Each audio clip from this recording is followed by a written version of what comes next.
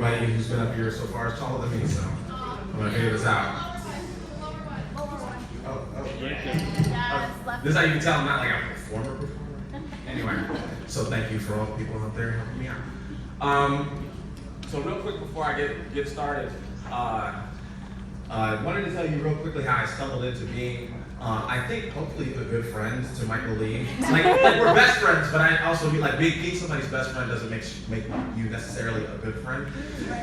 And so I remember after high school, I had moved down to Miami because that felt like at 18, that felt like the furthest place from Minnesota I could get. So I moved down to Miami, and I got a call from Michael Lee, and he told me about the fact that he was going to go sober, that he was going to stop drinking, that he felt like he needed to start on this path. And I remember my 18-year-old self was like, dude, you got arrested like one time. Like, what's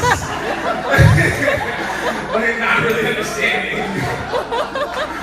You know? and so I feel like, starting that journey, in a lot of ways, Mike started that journey, but I do feel like we kind of started that journey together. And I remember when I moved home, Mike told me that he wanted to get into poetry and that he was going to go and he was going to perform poetry at an event. And this is before he knew anything about slam season or anything like that. And I had never read any of his poetry, and I was like, all right, man, I'm with you, ride or die, like we're going to go to this first poetry event. And so unbeknownst to either one of us, we ended up at like erotic poetry night. At some Irish pub. And so we walk in there and everybody's doing like all these sex poems, and Mike gets up there, and I've never read his poetry, and he instantly starts off and he's like, I entered into a forest and there were cats, and every single cat was named Walter. I was like, oh my God, I don't think this is gonna go well. So here we are, 9 years later, 10 years, many years later, and he's got me reading, and so I couldn't be more proud of Michael Lee and this book, and I'm so excited to cast you here.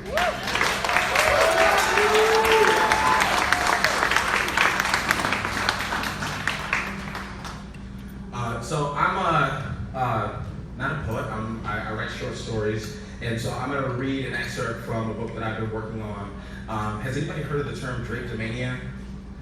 It was a mental illness back during American slavery because slaves were marketed as docile and meant for that kind of work. So when you have slaves running away, slave owners were like, what's going on here? And so there was this mental illness created called drapetomania, and it was sort of this urge to run away.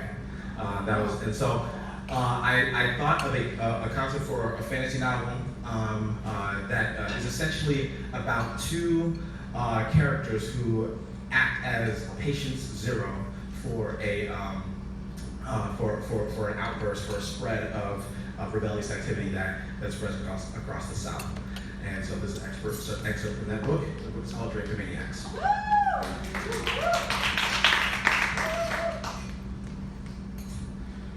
The old man stood at the edge of the Black Hills forest. His behemoth figure gave him an unexpected sort of camouflage, his neck and arms so thick the birds nearly mistook him for a tree and were shocked to be shooed away.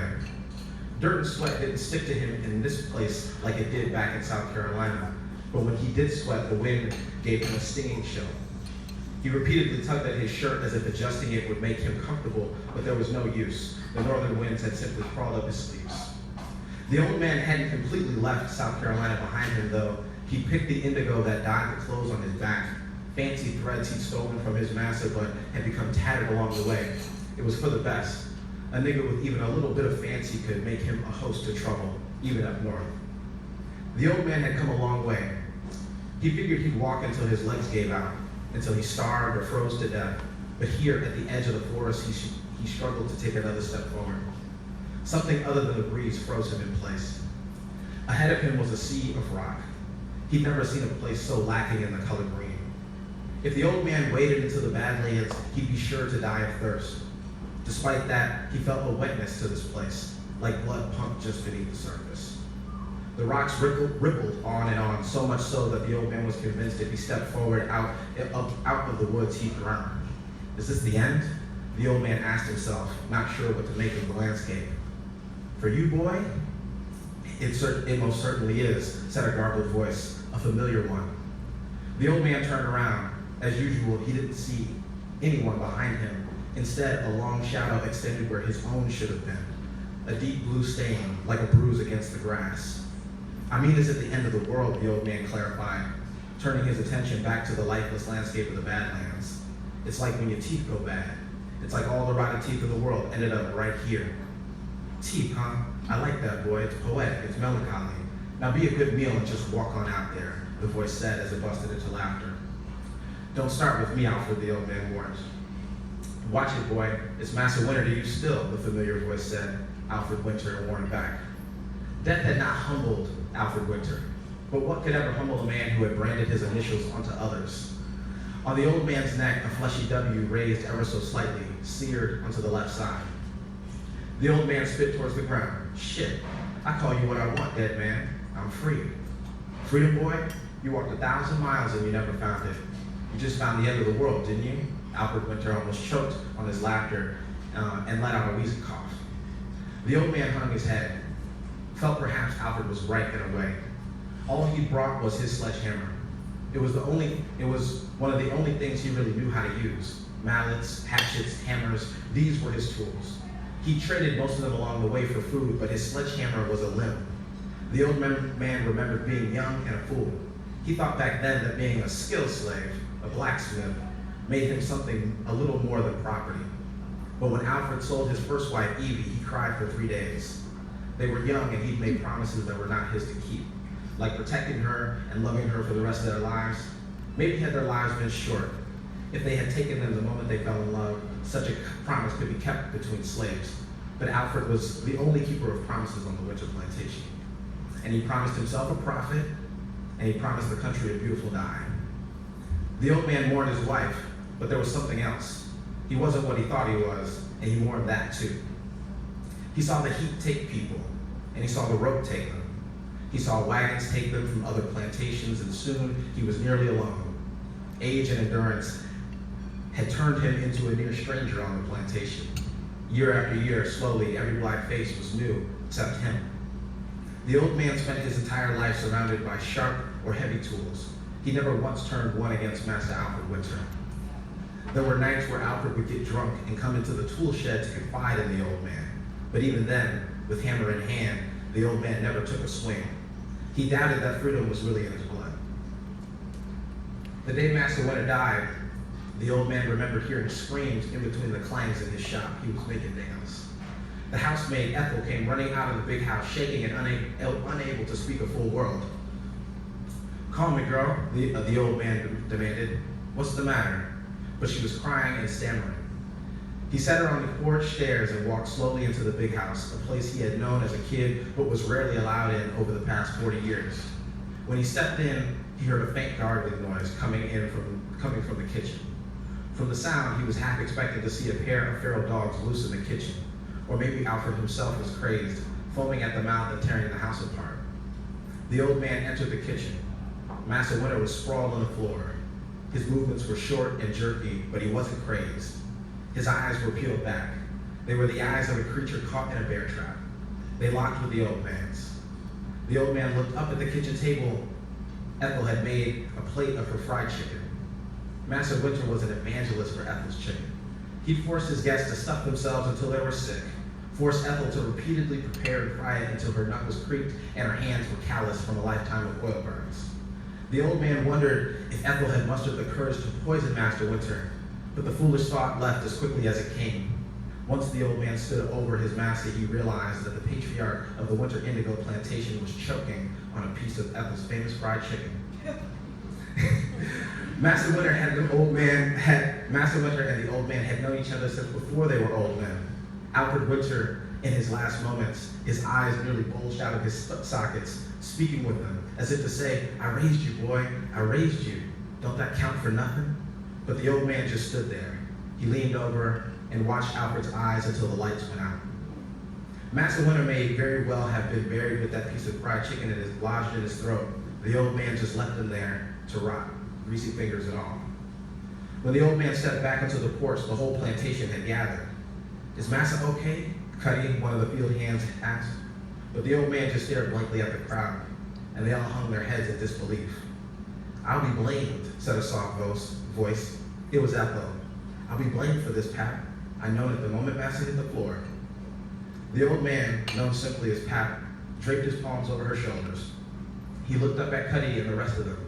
One by one, they were taken by a new impulse, like the whole plantation was breaking into a restless fever. The road to freedom is never simple, but all you need to know is they made it. On the night they made it, Pat remembered them being wet and shivering in a barn in Ohio. The white folks who owned the barn were grabbing blankets. Pat looked over the crowd. All those hues of blue. None of them were ever going to have to pick another ounce of indigo again. Not a one of them made it whole, but they found freedom. Except Pat. He couldn't seem to shake Alfred no matter the distance. Couldn't seem to wash the indigo off his skin. His escape had not come from the act of rebellion he'd spent his life fantasizing about. The steepest defiance he could muster was watching the man succumb to his overeager love of fried birds. Pat leaned his sledgehammer against a tree, then found a tree of his own to lean against. He tried to rest his eyes as Master Winter's shadow pestered him. "Pappy," he taunted, "you hear me, boy?" The blue shadow of a hand appeared, a bruise against the old man's skin, and tapped him on the W seared onto his neck. "Just remember your mind, Pat," he growled, and then silence. All Pat could hear now was the bugs nestled in the tree that he was leaning against, and the low whistle sweeping off of Badlands. The old man spent his whole life obeying the voice of Alfred Winter. He tried for a moment not to be owned, not by a man, not by the ghost of that man. In that moment, he was only at the mercy of his tired eyes, and with the breeze kissing his face and the blood-pumping Badlands waiting at his feet, Pat goes off to sleep. Thank you.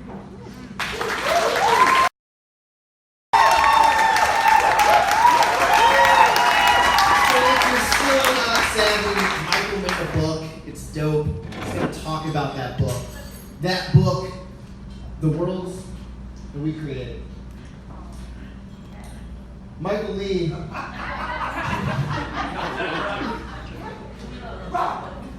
You know, the book is new. The book is new. I personally don't have a book yet, but I will be getting a book after the show, and I will get it signed by Michael, and then, at that moment, I will tell everyone about it. But before we talk about the book, let's talk about the man behind the book, Michael Lee, a Norwegian-American writer, youth worker, and organizer. He has received grants and scholarships from the Minnesota State Arts Board, the Loft Literary Center, and the Bread Loaves Writers Conference. Winner of the Scott Merrill Award for Poetry and Key West Literary Seminar, his poetry has appeared in Ninth Letter, Hayden's Fair Review, Indiana Review, the Poetry Northwest, Coppernickel, and the Best Poets of 2018, among others. Keeps winning awards. Michael has worked as a dishwasher, a farmhand, a teaching artist, a social studies teacher, a case manager for youth experiencing homelessness. He works, lives, writes, organizes, and dreams in North Minneapolis. He's spending his free time reading books and working on his garden. Let's start low. Start a good, smoldering clap. Bring it up. Bring in a nice crackling fire. Now give me a roaring flame. A roaring flame for Michael Lee.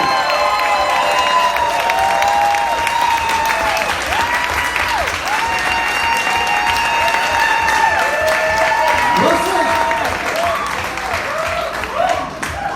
How y'all doing? The funny thing, Rob, that's basically how we came up with the title, is I would say something, and then Jeremiah and Hugh Wynn would be like, "No, that's not the title." And we have a blackboard in, me and my dad made, shout out to my dad, in our apartment, and we had like 100 titles up there, and every time we'd be like, "No, that's stupid. No, that's really weird. That sounds like a joke you'd make, but a bad joke." But the only worlds we know. So I'm gonna talk more about it. I'm gonna, say lots of stuff, but for now I'm just gonna kind of jump in, get into the poetry, and yeah, thank y'all so much for being here. Woo!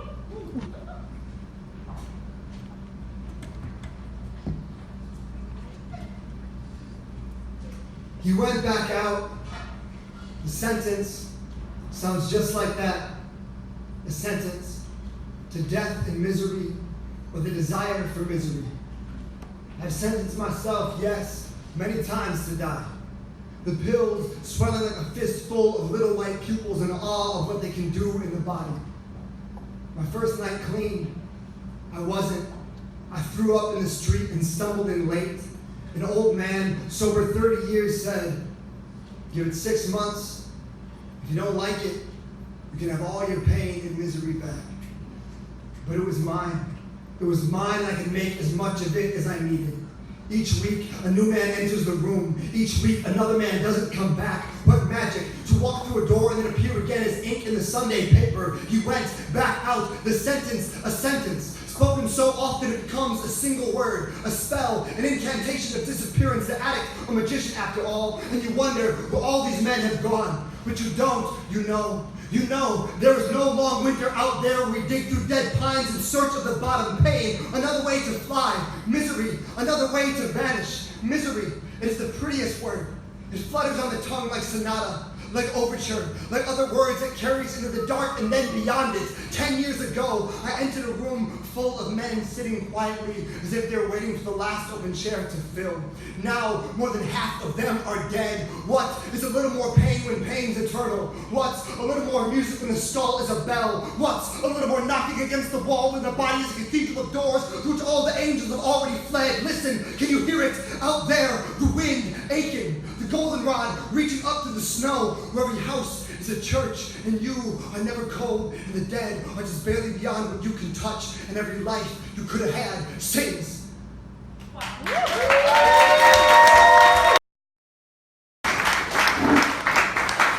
it up one more time for Mike Lizette, Jeremiah Ellison, and Natasha Timberlake.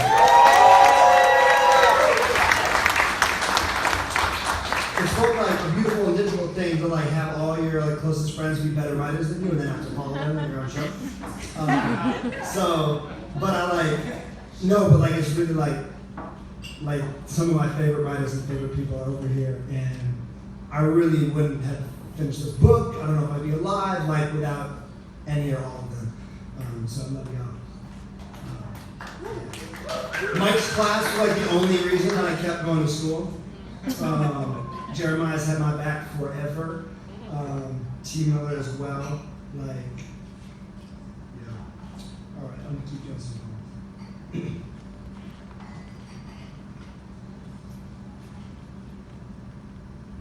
Self-erasure is applied to my memory. Everyone know what like an erasure poem is?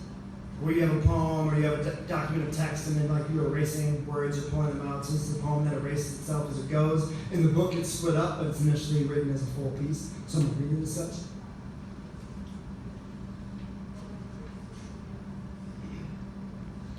Self-erasure is applied to my memory. 24. It was the season of ghosts locked in the window panes in the cellar lamp. The grindstone abandoned amongst the cold. Generation after generation. It was the year the abandoned house down the block burned to the ground, and another fell into itself.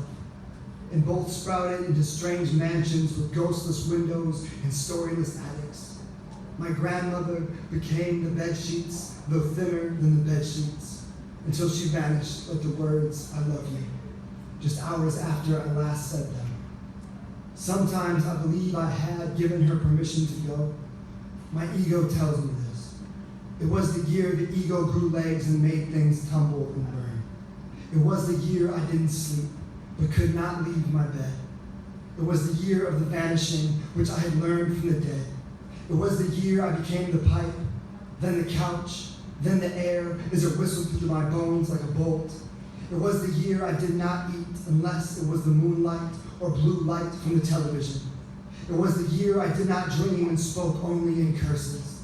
It was the year magic fell dead in the street like a struck crow and darkened beneath the cars as they left and kept leaving.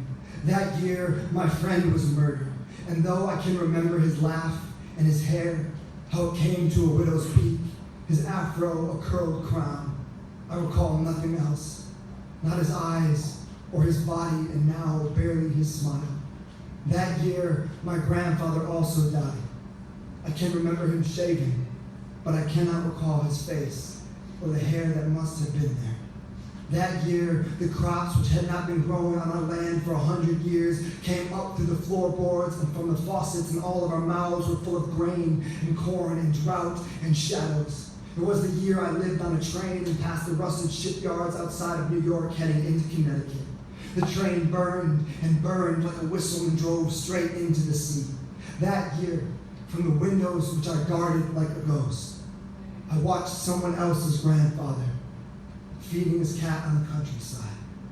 The man gazed out onto the horizon as though he noticed just then half his life was missing from his memory. I am told that it too was the year I was dying. I would sleep on the kitchen floor after each meal, a plug of tobacco tucked gently into my lip as though it were a thing that could wake something in me.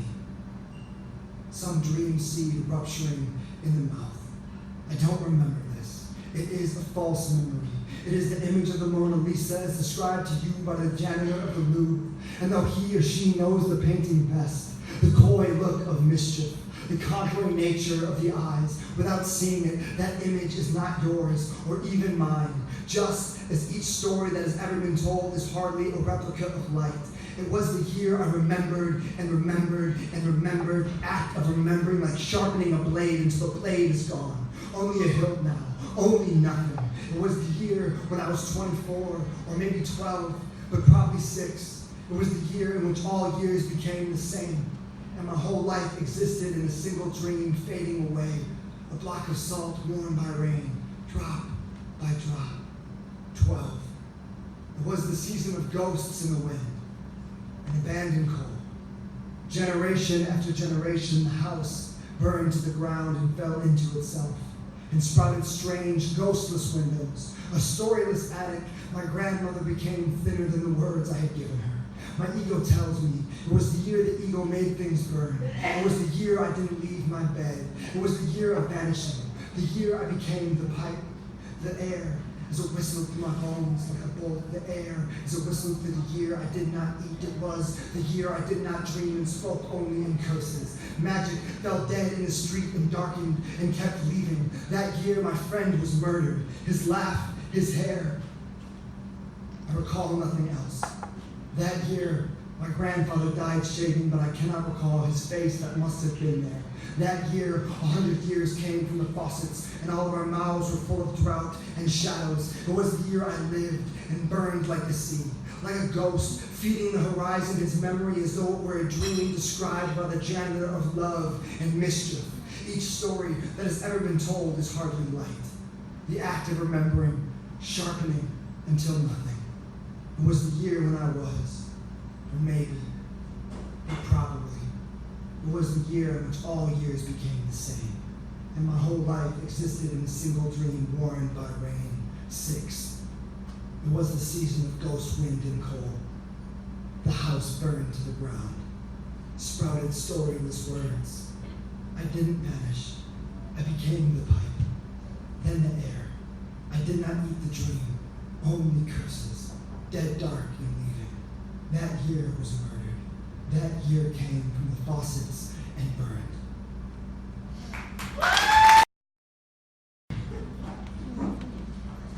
I've stared out a second-story window all day, through the soft falling of snow and the intermittent rumble of truck engines outside the granary. I've sat alone on the stage of an empty theater at midnight and played the piano poorly for no one at all. I sat in the last row and watched the stage lights, the dust hovering beneath them, and the musty curtains do nothing at all for no one. I've turned on the lights of the marquee in a small Minnesota town, standing before the empty theater above which I briefly lived, until a single bulb flickered out like a firefly in rain. I walked the river and the steel bridge at night. I rested beside the dam and felt as insignificant as its mist, and in this way briefly free. What was each brick in that town if not indifferent to my wandering in its dim light? And what is indifference if not a kind of violence we must each survive but won't? The indifference of crows in water, the indifference of bluffs and deer crossing the highway at night, the indifference of cities and of clocks, the indifference of our own blood whirring like a mill wheel inside us, where death is always monotonous. The heart stops, and that's the end of it.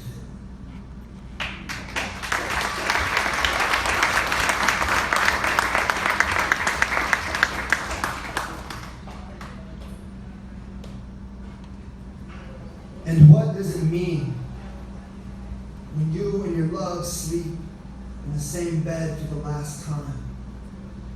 And you lie awake saying nothing because you know it. And maybe if you never sleep, you will never wake. And the birds won't sing, and the sun won't know to rise, and you won't ever be alone again. And what does it mean when you can feel her body only a foot from your own? And you are certain if you reached out for her arm or cheek, you would not find anything other than the sheets still warm. And no matter how close she gets to you now, she will always be out of reach. And what does it mean when finally you fall asleep and both awaken to a gunshot in the dark, like a single string in the instrument of night hits snap, and she crawls into your arms for protection, but of course not the real kind, because that bullet, if aimed at you, would have gone through you both. And what does it mean when you realize that's all love is? A small and feeble shelter from the inevitable, from bullets and time, from rain and also drought. And if the bullet were just a tool of grammar in the language of the unspeakable, would it not be a conjunction? Would it not be the word and? For doesn't it connect us to the only two worlds we know?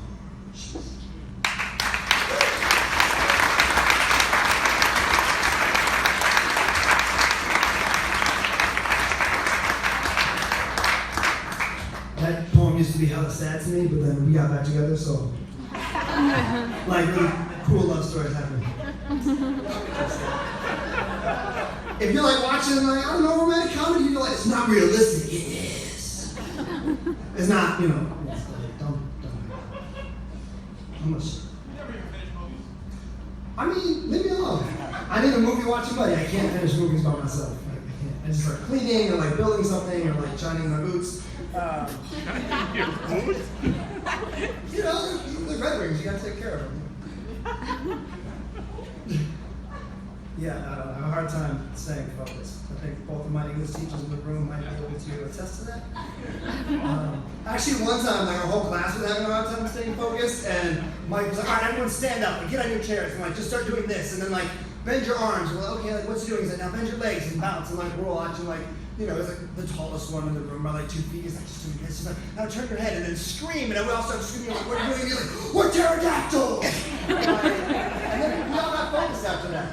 But he's got a certain magic, because like when I taught, I tried that, and when all like my students were really squirrely, and I did that, and then they did not get back to work. They just like, they did that, and I was like, how did you do it? Like, I've ruined fourth period for myself. Now I have 30 pterodactyls. I tried so many things, like, I tried a push-up contest one day, and then they're like, let's do sit-ups next. I'm like, no, we're colonialism. No. And then it just turned into gym class. I was like, all right, you know what, screw it. I don't like this school anyway, you don't like school anyway, like, let's just work out.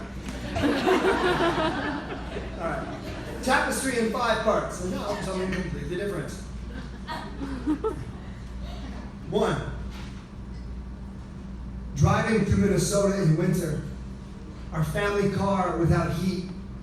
The passenger door held shut with rope. My sisters and I in our snowsuits, squeezed into sleeping bags and buckled tightly in the back seat. It is the closest we will ever be. 2. The abandoned house down the street burning to the ground. The neighbor boys and I cheer in its thundering light. A firefighter is dragged from the house, laid unmoving in the street. We tell ourselves he's still alive, and continue. 3. In the field beside the ashen ruins of that abandoned house, farm equipment unused since the neighborhood was a farm. A rusted plow the color of embers and clay. New machines make everything into dirt. Then slowly, a cul-de-sac begins to form. 5 mansions, erect out of the dust and finish the work of the fire. 4. My friend sits in his car nearby while I grapple with a boy on the sidewalk. I am on top, punching him in the face. My friend, laughing on 3 tabs of acid, cranks classical radio and cheers as he narrates every swing. I continue, an aria, snow falls. I continue, working diligently like fire, a machine making heat where there is no heat. Somewhere else, more laughter. Perhaps it is mine. 5. It's winter still. Always. Somehow, I am above the soil by luck at this point. My friend next door is reeled from her house beneath a white sheet. Her husband, home from rehab that morning, sits shivering on the front steps and says nothing. We go to a 12-step meeting that evening. He helps me change my tire. We pretend we are friends too. He asks how to stop it. Years later, he will drink himself to death, and I will hold a pistol in my hand and wonder.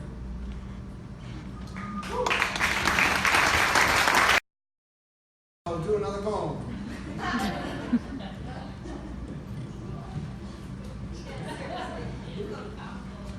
Oh, I haven't known. So fun. Dude, don't forget to shout out your parents. Oh, I did. I did. I did. You didn't hear me? Oh, okay, I didn't hear it. I was nervous. Oh. Also, You only did a shout out to Dan. my best friends, I was also like, my grandma was here. Round of applause for my grandma and my parents. And my sister's here. Round of applause for my sister. And my little sister's here. You would be like off in the club, up in the dark. Like, where are you? Oh, orange. I see the orange. What's up? Oh, my whole family's here. No, but I feel like my family's been super supportive, even when I was like super making a lot of mistakes and doing a lot of dumb stuff in a bad way. They had a lot of tough love, a lot of hard love, a lot of soft love, but they were really great. And if I was supported my writing, whether it's like me walking around and telling the story about, and then the monsters, there's these fangs that come out of the ears, and then the monsters with fangs from the ears come out of the bush, and my dad's like, yeah. Like, probably got his headphones in, listening to the doors, like he's absolutely not into the song, and I think he's not into my story. But affirming young people's stories is so important. Like, it's so important. Whether you are a teacher or a parent, or you're just like a neighbor to a young person who's telling a story, like show interest in that story, no matter what it's about. Whether they're 4 or 14, like show interest in their story, ask them questions. I think one of the greatest gifts I ever got was my teachers never treated me like someone who could become a writer. They always treated me like someone who was a writer then. I hate this dialogue or this narrative of like, oh, do well in school because you're going to need it for college, or do well in middle school because you'll need it for high school, or work really hard now so you can get a job later. Like, what people are doing right now isn't essential, right? Like 7-year-olds aren't experts on their neighborhoods, Like, if you ask an 8-year-old, what does your neighborhood need? He's not going to tell you exactly what it needs and exactly who should be running that. Believe young people, believe their stories. And tell stories too. My mom would read me all the time, all fantasy and really assisted in my imagination. Would read, Hobbit and Lord of the Rings and the Pearls of Lutra and Redwall with Little Matthias and the Mice, and I love that book. Those books were awesome. But reading is super important, young folks. I just have to think and imagine how these are all the ideas. Also shout out to my other mother, Kim Ellison. Also here, Keith. I saw Keith. I don't know where he's at. To my other pops, I have a lot. It takes a village. I know it took me like 6 moms and 6 dads to raise me. So Kim, Keith, I love y'all. I appreciate y'all. I need so many parents. I don't know if the Smiths are here, Tina and Arch, but if you are, thank y'all for letting me crash on the couch for those couple months in sophomore year. It was a really nice couch. I was like, what? This is plush. I'm never going back to my bed. I'm going to run away more often. All right. No, I never really went away. My mom was like, oh, yeah. All right.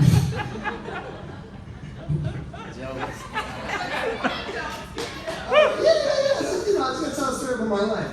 All right. So this poem's called Leaving. So, okay, let's do that. All right. the way a fly is clean, or the way a wound is clean, and a maggot is clean and clean. The city clean as a casket before the body is placed like a pill inside of it. Clean as a pipe washed white by fire. When I was a boy, I cursed so much my mother scrubbed my mouth with soap. And now, what curses do I have left to clean the dead? When I left, I drove east in a car painted the same color as my luck. Out of Minneapolis where the road opens like a stone tulip into all other roads. My last sight of home, a man I knew once driving beside me. When I saw him, I saw he did not see but was a kind of sight. Nothing like the man I once knew, but more like the clothes this man will one day leave behind when he goes. Last I heard, he had already gone, guided by the winding fingers of meth and its nails made of smoke. What can I say now but nothing? What can I say as I head east and all I hear is a dark rattling, trailing me like wedding cans for the marriage of dirt and rain? What can I say as I pass through Wisconsin's endlessly green and stupid fields? I come upon a car cleaved in two. The bodies it had carried litter the highway like salt. What a beautiful day to leave home and let your mouth hang open. What can I say as I pass torn up highway after highway riddled with skeleton crews? In the right light, this thoroughfare looks like a glimmering bone. I mean, a dark breeze ridden with flies, heat cooking the meat straight from the ribs of deer along I-94 like dead lanterns leading me home. Home to what now? To dirt, to glass, to wind, hollow as a skull and the summer caught inside of it. Somewhere there's a classroom comprised of all my dead friends as they were once, pledging allegiance to a Polaroid developing forever. If old age is not defined by time, but by one's proximity to death, then I grew up with a group of 13-year-olds who were 1,000 years each. Let us sit together now at this table of holy oak. Let us eat well, on all the words we do not have the words to describe. Please pass the gunmetal and salt. Let me preserve this documentation of ruin. Some nights I want to stay this way forever. I want to sing until the grass sews my mouth shut. What is the exact key of an instrument decomposing beneath the dirt? Every road east is a single thread in America's long taxonomy of pain. There was no word for a journey comprised entirely of leaving. What left was there to do but go on driving east with everything I owned, past an endless field of sunflowers, 100-mile stretch of fiancés, an 88 cutlass, grandma's jewelry, a hickory cabinet. God, if I can make money off this memory, I might just give you everything.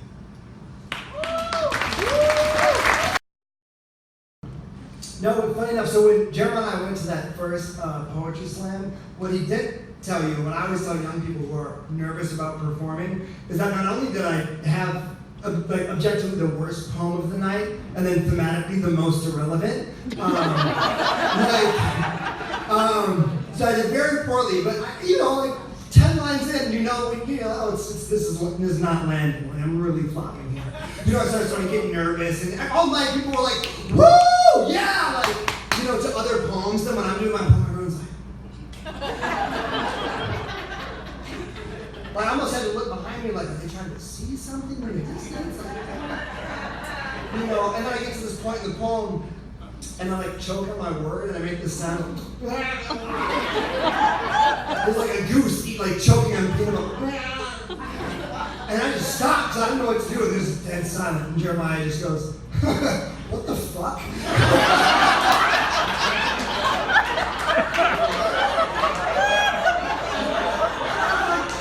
I started laughing, but this is a serious, surreal poem about bears and cats and Walter in the forest with goblins and elves. I can't laugh. This is serious stuff. And I really wish I had a draft of that poem somewhere. Thank God it died with my computer of 10 years ago. But yeah, so then I got off the stage and everyone was like,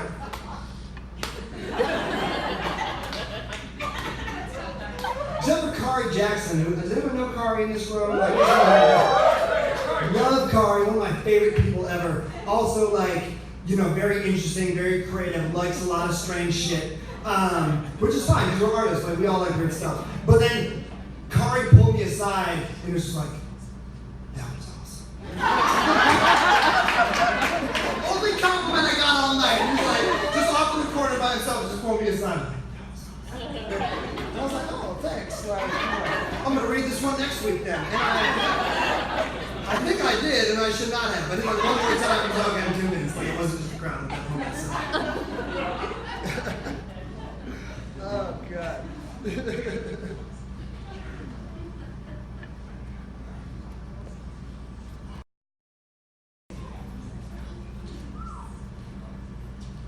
The boat fills with water as we cross the wide lake. You bail with a cracked bucket while I row. We both laugh, guided by the campfire burning on the distant shore made of driftwood. Another boat we found smashed among the rocks. Wood lapping against stone. A kind of laughter in its own way. I think in this moment of my name. Of that song the church lady sang to me about rowing my boat to shore before I'd been to enough funerals to swear off church for good. Though somehow I find myself praying through my laughter as the water gathers around my ankles. I try it sometimes. Prayer, that is. In secret, but I keep noticing I'm doing it. Look, I've caught myself. I'm not even a half-decent non-believer. Every adventure is a creative new way to die. I keep on living despite. I can't seem to get it right. Once my skin crackled electric and a god got wedged in my skull. I tried to leap out a window and join him. I woke handcuffed to a gurney, my jaw wired shut by what I saw and could not say. Of course, I smoked up the next day. Of course, I took the pills and then woke and kept waking. I huffed the vapor and collapsed and kept rising my stupid and simple way. Fuck it. In my favorite dream, I rode that boat forever. The fire finds its way inside me. I've been clean for 10 years, sometimes barely. I could throw it away if I wanted. And in my favorite dreams, I do. I want. I give up. And the water is so goddamn cold it keeps me alive forever, which is another way of dying again and never quite being dead. And that's the horror of life. The water so green it shatters my sternum, and there a single glowing storm. I want it in my palm to make it skip and crackle like a rat scratching away in the vein.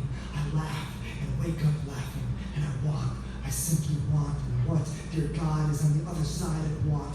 I want that too. My want is so wide I cannot cross it.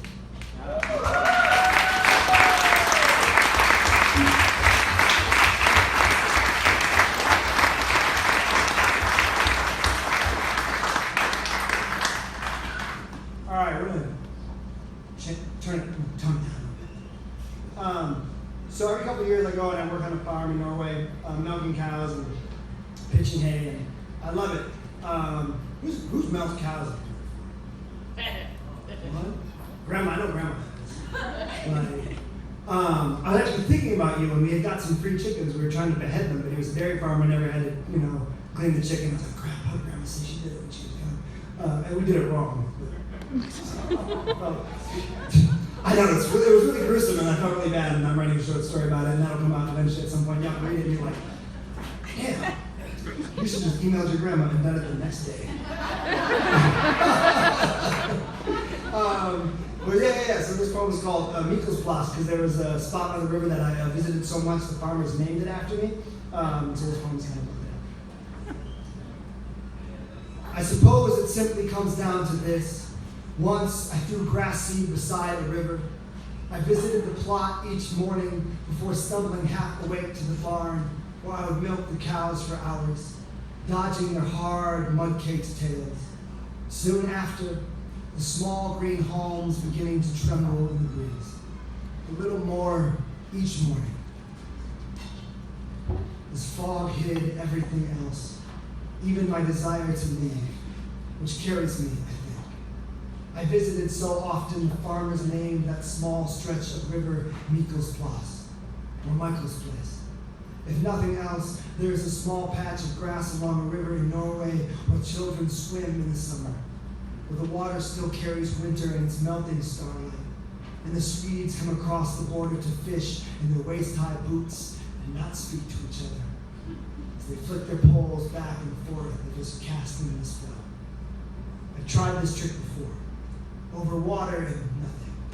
Over a body stilled by time and still nothing. Years before me, there were others. Before the Vikings and even before the Sami. And one of their stone tools lies in the wooden chest of the farmer's dining room like a secret heart, tilled up one spring years ago. The stone with an ancient line carved around the middle where the hilt of the tool would have been tethered makes its way into conversation over boiled potatoes and fish. I know. You don't need to know any of this, but I have to tell you all the same, because I left that place, and I left this place here to get there, and I'll leave it again. And every summer is hot with my obsession to go, and I wake early and tend to my gardens and watch nothing change until it does. Time flicks back and forth effortlessly and stretches out unspooled. The clock is a more complicated machine than the gun, and certainly the knife. But they all have the same final trick. There will one day be another war and another. And the theory of everything comes down to grass, and it's simply grass, which grows long and green and endlessly. There are 100 ways to destroy it, and there are 100 more ways it will find its way back out of the dirt.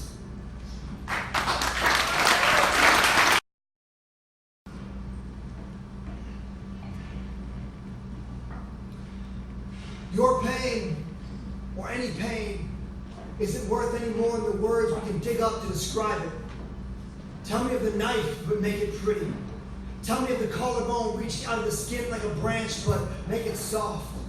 Everyone wants us to spill poetically, in a way that goes down easy. They want us to speak of maps, but refer to their borders and not by what's inside of them. I dreamt you still named. I dreamt you naked. I dreamt you leaking from the knife's advances. I dreamt you cycling out your own life through the needle. I dreamt your spine crumbling like a palace of cards. I dreamt every dead person I know was the same and lived in the same cramped alley of my skull. I will tell you these stories until the words materialize and I can stop up a wound. I know. I might as well try to gather rain with a sieve, but goddammit, I need to try. I've been walking around with a fistful of consonants, believing the dead are like windows. This poem and other poems, a handful of rocks that want to shatter each of your faces. Oh family, oh friends, like you might walk out from behind those gaps in your smiles. Sometimes I curse the winter. Its lexicon. Sorry, I thought I just memorized. I did not. Always practice more. I'm gonna take it back. See, kids, when you're worried about dropping your poem, don't worry about it. We all do it. Oh man. All right, run it back. Oh family, oh friends, like you might walk out from behind those gaps in your smiles. Sometimes I hold the word to my ear like a conch shell. Sometimes I curse the ocean for what it cannot or will not say. I surround these bodies with sentence after sentence, and the words begin to chant like a crowd. The words become music. The words become an orchestra of flies. I almost believe you will wake up, all of you, together. I almost believe your name will slither its way back in your body. You'll kick back to life like a junkyard cutlass. You'll walk out of your own funerals laughing. How absurd. This choir of weeping. These caskets planted in the dirt like seeds. It is so cold in this winter's lexicon. This language of nothing, of once was or never will be again. Sometimes I want to kill my uncle for being a more miserable drunk than I was. Sometimes I want him to die already so I can just write about it. Sometimes I too want to be a poem. I don't want to be this pain with the language used to unearth it. Sometimes I curse archaeologists for their basic tools, telling us basic things. Sometimes I think scientists are lazy. I too could dig a heart out of a chest. What do any of you know about removing the history from a body without killing it? Just yesterday, scientists discovered a new ligament in the human knee. Just yesterday, I found out a whole new set of reasons for why I cannot sleep. Just yesterday, I wrote, and I wrote, and I wrote, and I kept writing. I committed to not killing anyone, especially myself. Just yesterday, I found new ways to say, I miss you, my God. How I miss you all.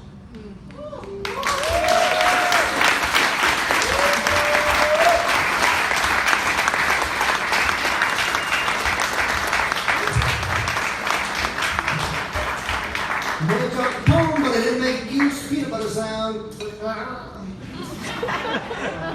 God I only did that once. And I lived it down, so like everyone can public speak. This last poem is called Finality. This is for a young person that I worked with who I consider a little brother for Don. I'm going to dedicate this to my coworkers and friends and family in the room from avenues. I'm not going to look at y'all because I'm going to lose it. But we lost a young person years ago, and we it's from Chicago, and we took a group of young folks on the megabus to Chicago where his homegoing service was. And we drove home, and I was writing this poem, and the lights were off in the bus. And I have the worst handwriting in the world. And Rocky can tell you, when I started working at Avenues, she called me and was like, hey, you know, really good compliment sandwich, by the way. Like, we love what you bring to the table. You're such a great youth worker. You're so patient. You ask great questions. You know, I just noticed your handwriting is a little bit, well, I can't read any of the logs, and they are legal documents, so they do have to be legible. But again, you're a really wonderful youth worker. So glad to you. So grateful. But again, I have no idea what you're saying. So if you could just from now on, and we're just going to mandate it, so it's not really an option, but I'm going to phrase it that way. If you could just, you know, type out all your dating logs, that would be great. My handwriting has not gotten better. I work at Appetite for Change now. My boss, like the first time she saw my handwriting, she was like, shit, I hired you. She's like, didn't you go to grad school? I'm like, yeah, but they don't do penmanship. She's like, my handwriting sucks. I needed yours to be good. I'm like, we're a bad team. She's like, yeah, we're going to get an intern. All right, so I'm going to leave y'all with this. This is for Don. I love you, brother. I was writing it on the bus. Lights were off. I forgot the whole part of the story. We got back to Minneapolis, and I looked at my journal. At some point, it was so dark, I just closed my eyes to write it. And I kid you not, it was the most legible my handwriting had ever been. It was like in a perfect line. It didn't waver at all, and I could read every word. And it just kind of, I don't know, it was weird, but I also just kind of felt like my pen was being guided. And I didn't edit the poem. It came out as it is, and it stayed the same way for the last 5 years. For Dawn, I float home across the plains, over this dark thread of road, past the lights along the Minnesota River, golden nails fastening shut the horizon, past the snow-covered fields reflecting the moon's wet light, until we can no longer tell what is land or water or sky, and we cannot tell which our brother rests in now. Everything to the east darkens, and the whole country closes around the heart of the Midwest, around its churches and its silos, its pilgrims journeying before death to kneel and kiss its winding fingers, its noble silence spreading between the Mississippi and the Rust Belt like a moth-torn quilt, a eulogy left unsaid at the edge of the lips. Death, though it is final, is also hesitant and unsure. It is the persistent silence which follows that convinces us this boy in the ground was the one. This land, too. These factories and these barges sunning themselves in the gray light as if they might dip beneath the water and reemerge glistening and alive. These docks and these cranes, these warehouses angling into the shadows preserved in a death-like geometry, though tenuous, as if we clap and summon the Lord. If we stomp our feet until we cannot smell what keeps the body here, until the body shakes, then might these songs waken. Might these factories turn and light like a bulb screwed in. Might we be sentenced like, not final, but running on forever through the grammar of mourning, the grammar of laughter, when laughter is all we have left, until all that is left is his skin and his bones, and we who buried him. Our only stories are ash on our grandchildren's mantles. And his name, spray painted on the Oak Park wall, is painted over or chips off and washes into the dirt. And his bones too become earth. And the bullet lodged in his leg is all that remains. And rests a small black seed